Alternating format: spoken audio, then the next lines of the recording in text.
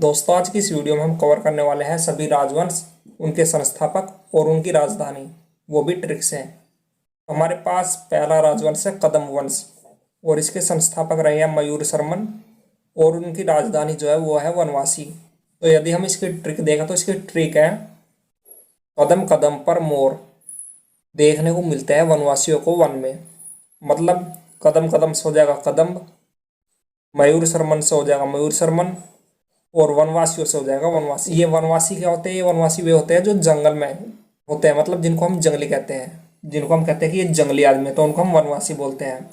और वनवासियों से हो जाएगा वनवासी। तो वे मोर जो होते हैं वे जंगल में होते हैं और मोर को हम कहते हैं मयूर। मोर का पर्यायवाची है मयूर। तो हम कह सकते हैं कि कदम कदम पर मोर देखने को मिलते हैं वनवासियों को वन में। तो अब देखते हैं दूसरा राजवंश। तो हमारे पास दूसरा राजवंश है काकतीय वंश और इसके संस्थापक रहे हैं बेटा प्रथम और इसकी राजधानी है अमकोंड। तो यदि हम इसकी ट्रिक देखें तो वो है काका और बेटे ने मिलकर कांड कर दिया। आपने कई बार न्यूज़पेपर में या किसी के मुंह से सुना होगा कि काका बेटा कांड कर रहे हैं, किसी की हत्या कर देते हैं। तो ये सेम वही है कि काका और बेटे ने मिलकर कांड कर दिया। तो काका से हो जाएगा काकतीय, बेटे से हो जाएगा बीटा और कांड से हो जाएगा अमकोंड। तो ये सेम सेम है ना, कांड कोंड कांड कोंड। तो ये ट्रिक एकदम सही बैठती है कि काका और बेटे ने मिलकर कांड कर दिया। तो अब है तीसरा राजवंश जिसका नाम है चोल वंश और इसके संस्थापक रहे हैं विजयालय और इनकी राजधानी है तंजौर। और इसकी ट्रिक है कि चोरों ने विजय की तिजोरी चुरा ली। तो यहाँ चोरों से हो जाएगा चोल वंश और विजय से हो जाएगा विजयालय। तो एक बार फिर से चोरों ने विजय की तिजोरी चुरा ली। तो चोरों से हो जाएगा चोल वंश, विजय से हो जाएगा विजयालय और तिजोरी से हो जाएगा तंजौर। तो अब चौथा राजवंश है होयसाल वंश और इसके संस्थापक रहे हैं विष्णुवर्धन और इनकी राजधानी है द्वार समुद्र। तो इसकी ट्रिक रहेगी होए विष्णु भगवान, मतलब विष्णुवर्धन के लोक का प्रवेश द्वार तो समुद्र में है। तो आप ये अच्छे से जानते हो कि विष्णु भगवान जो है वे समुद्र में रहते हैं, तो उनके पास जाने का द्वार कहाँ मिलेगा? हमें समुद्र में मिलेगा। तो होय से हो जाएगा होयसाल, विष्णु भगवान से हो जाएगा विष्णुवर्धन और द्वार से हो जाएगा द्वार, समुद्र से समुद्र। और ये होए इसलिए लगा क्योंकि हम जब कोई चौंकते हैं तो हम करते हैं ना होए होए। सेम इसी तरह होए विष्णु भगवान के लोक का प्रवेश द्वार तो समुद्र है, मतलब उनके लोक का जो द्वार है जिसको हम गेट भी कह सकते हैं वो समुद्र है। तो अब देखते हैं पांचवा राजवंश। तो हमारे पास पांचवा राजवंश है चालुक्य बादामी जिसके संस्थापक रहे हैं जयसिंह प्रथम और इनकी राजधानी है वातापी। तो यदि हम इसकी ट्रिक देखें तो हमारे पास ट्रिक है बादाम खा खाकर जयसिंह अब सर्दियों में तापता भी नहीं है। मतलब जयसिंह ने इतने बादाम खा लिए कि उसे सर्दी लगती नहीं है, अब उन्हें तापना छोड़ भी दिया। और जब सर्दी होती है हम क्या करते हैं कि हम तापते हैं आँच के सामने, और जब सर्दी होती है तो हम आँच के सामने तापते हैं ना। लेकिन इसने बादाम खा खाकर इतनी गर्मी वाली अपने अंदर कि उसे अब तापने की जरूरत ही नहीं है। तो यहाँ बादाम खा खाकर जयसिंह अब सर्दियों में तापता भी नहीं, तो ये वे ही है। तो यहाँ बादाम से हो जाएगा बादामी, जयसिंह से हो जाएगा जयसिंह प्रथम और तापता मतलब वातापी, वातापी तापता। तो ये ट्रिक एकदम सही है कि बादाम खा खाकर जयसिंह अब सर्दियों में तापता भी नहीं है। मतलब जयसिंह ने ज़्यादा ही बादाम खा लिए और उसके अंदर बहुत ज़्यादा गर्मी आ चुकी है। तो अब हमारे पास छठा राजवंश है चालुक्य बैंगी और इसके संस्थापक रहे विष्णुवर्धन और इन्होंने जो अपनी राजधानी बनाई वो बनाई बैंगी को। तो इसकी ट्रिक होगी कि मैगी के लिए धन लेकर आओ, दुकानदार ने कहा।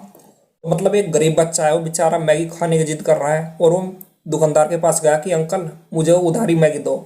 लेकिन दुकानदार ने क्या कहा? उन्होंने कहा कि पहले धन लेकर आओ तभी मैं तुम्हें मैगी दूंगा। तो ये ट्रिक है कि मैगी के लिए धन लेकर आओ, दुकानदार ने कहा।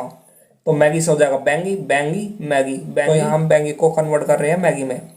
धन से हो जाएगा विष्णुवर्धन और बैंगी जो इसकी राजधानी है तो बैंगी यहाँ भी है, तो सेम सेम नाम है ना। मतलब जो राजवंश है वो है चालुक्य बैंगी और इसकी राजधानी भी बैंगी। तो यहाँ सेम सेम है, इसमें कन्फ्यूज होने की कोई ज़रूरत है नहीं। तो एक बार फिर से एक गरीब बच्चा जिसके पास पैसे नहीं है वो दुकानदार के पास गया और उसने कहा कि अंकल मुझे मैगी दो, मैं पैसे बाद में दे दूंगा। लेकिन उस दुकानदार ने कहा कि मैगी के लिए पहले धन लेकर आओ, और ये सब दुकानदार ने कहा। तो अब हम देखते हैं सातवां राजवंश।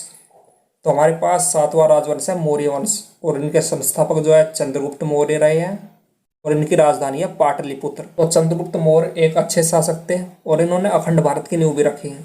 तो इसकी ट्रिक है याद करने की चंद्रगुप्त मौर्य मोरा के पुत्र थे। तो ये तो आप जानते होंगे कि मौर्य वंश जो है उनके संस्थापक रहे हैं चंद्रगुप्त मौर्य। तो इसे याद करने की कोई ट्रिक तो होनी नहीं चाहिए, क्योंकि ये सिंपल है। मौर्य वंश के संस्थापक रहे हैं चंद्रगुप्त मौर्य, और ये मौर्य आ रहा है, यहाँ भी मौर्य आ रहा है। जिसको नहीं पता वो इससे भी रिलेटेड कर सकता है कि यहाँ मौर्य है, यहाँ मौर्य है, तो मतलब मौर्य वंश के संस्थापक जो है वे रहे हैं चंद्रगुप्त मौर्य।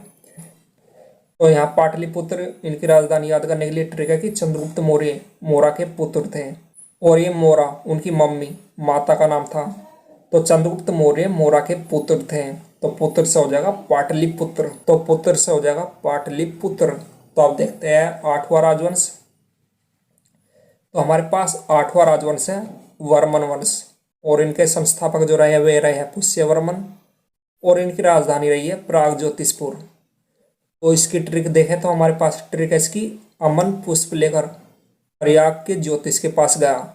हम क्या करते हैं कि जब हम किसी ज्योतिष के पास जाते हैं, संत के पास जाते हैं, तो उसके चरणों में हम फूल चढ़ाते हैं, जो ज्ञानी होगा। तो अमन पुष्प लेकर प्रयाग के ज्योतिष के पास गया। तो यहाँ मन से हो जाएगा वर्मन, वर्मन अमन, मन है ना बाद में, मन वर्मन, वर्मन अमन, पुष्प लेकर प्रयाग।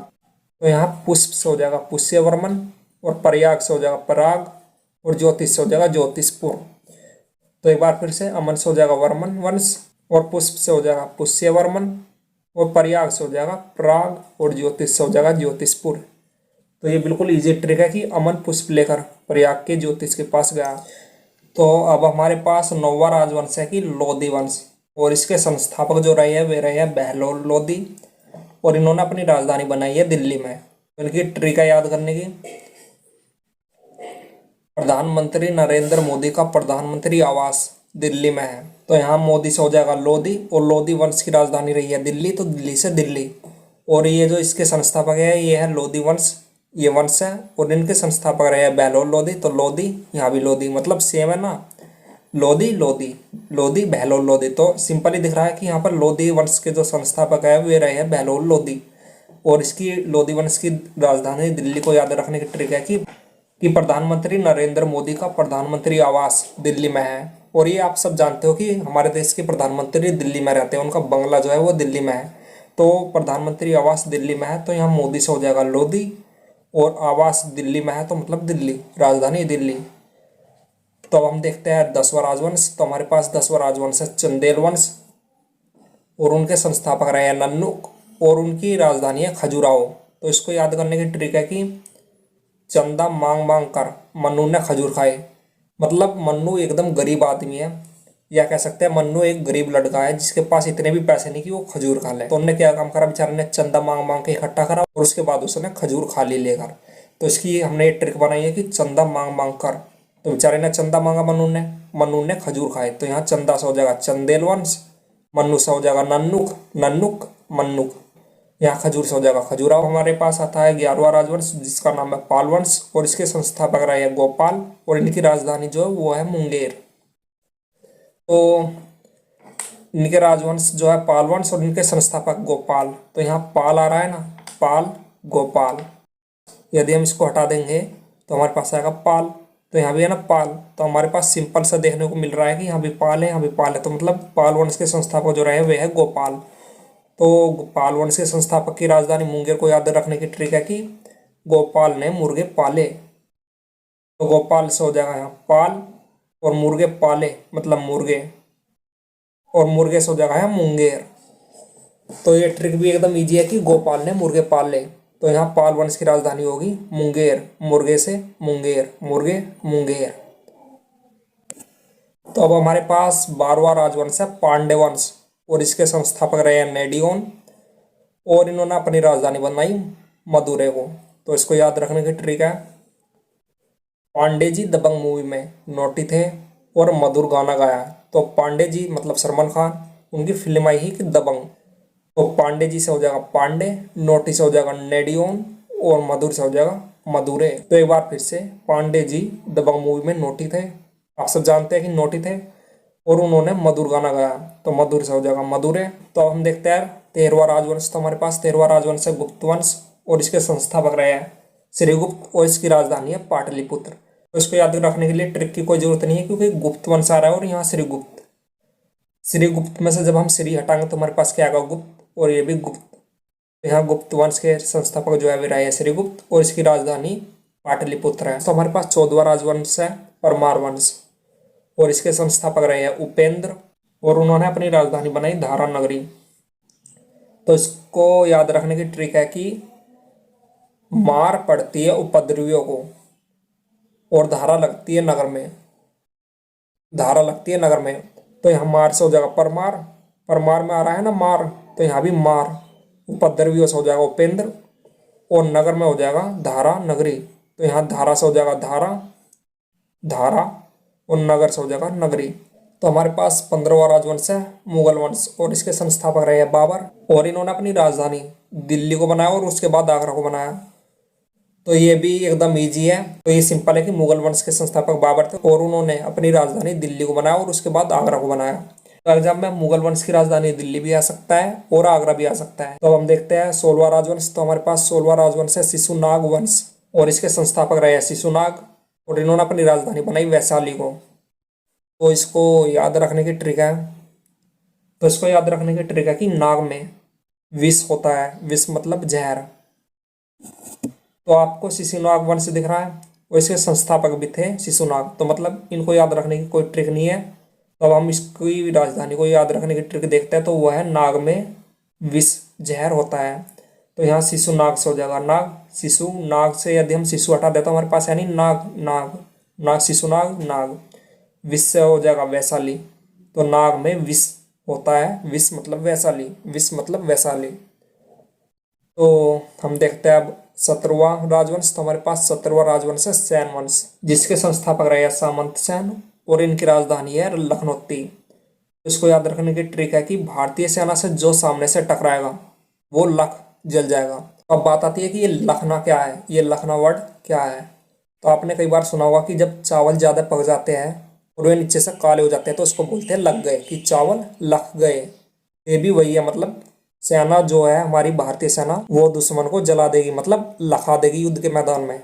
तो ये वही है बिल्कुल, भारतीय सेना से जो सामने से टकराएगा वो लख जाएगा।